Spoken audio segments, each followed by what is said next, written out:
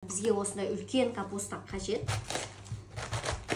Мына капустаның жасыл жерлері керек емес. Бізге тек осындай аппақ болып тұрған жерін аламыз. Жасыл жерін бүлдірмейсіздер, басқа тағамға немесе борщ істеп жіберсеңіздер сақтап тураймыз. Немесе осындай терканы пайдалансаңыздар болады. Мен ойлағаннан да тез. Мынандай теркадан өткізген өте жақсы екен, қараңыздар. Сондай майдалап бір келіп кетіп кесесіздер. Сәбіздің де балғын болу өте маңызды. Аздап сәбіз қосайық. Түсі де әдемі болады оның үстіне. Дәмі де кіреді. Мына ыдысты ауыстырайын. Араластырғанға ыңғайлы болсын. Дана-дана қара бұрыштан қосамыз. Міне.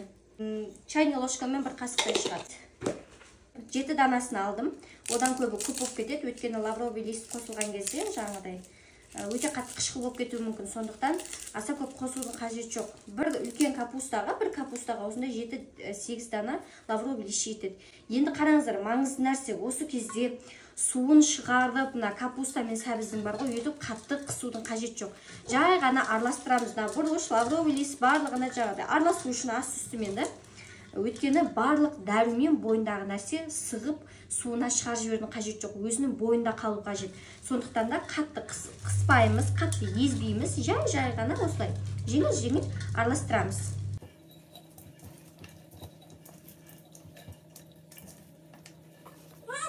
Мына түбіне қарай, мынандай қара бұрыштар қалып кетуі мүмкін.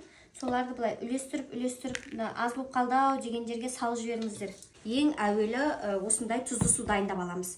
Тұзды су ішінде толықтай еруі қажет. Бас қасық тұз салдым. Сөйтіп оны қайнатамыз отқа. Одан кейін толықтай суығаннан кейін ғана пайдаланамыз. Ең әуелі осы суды дайындап қойды үйретпеңіз. Мен оны экранның арғы жағында істеп қойған едім. Дайын тұр бұл. Тұзды суымыз дайын тұр. Бисмилля. Арнасынан асып кетсін осылай. Солай толтырып құясыздар.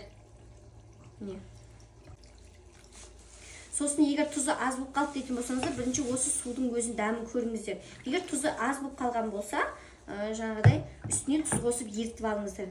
Егер түбінде, суыңыздың түбінде тұздығыңыз көрініп тұрған болса, ол тұзды қоспай қойыңыз лучше. Бір ұзын бір нәрсені аламыз, пышақ болсын, кез келген бір тереңдеу, ұзындау қасық болсын, үстемізде аламыз аналардың арасына ауаларын шығарамыз. Көрдіңіздер ма? Сосын банканы стерильдеудің қажеті жоқ, ашын жуып, шайып, таза банкіге салсаңыздар болды. Арасында кішкене нығыздалып салғаннан кейін, бүйтіп қарайсыздар, өздері шарик болып газ сияқты шығып тұрады бетіне. Осылай ауасынан шығарып, ашып алу қажет. Міне.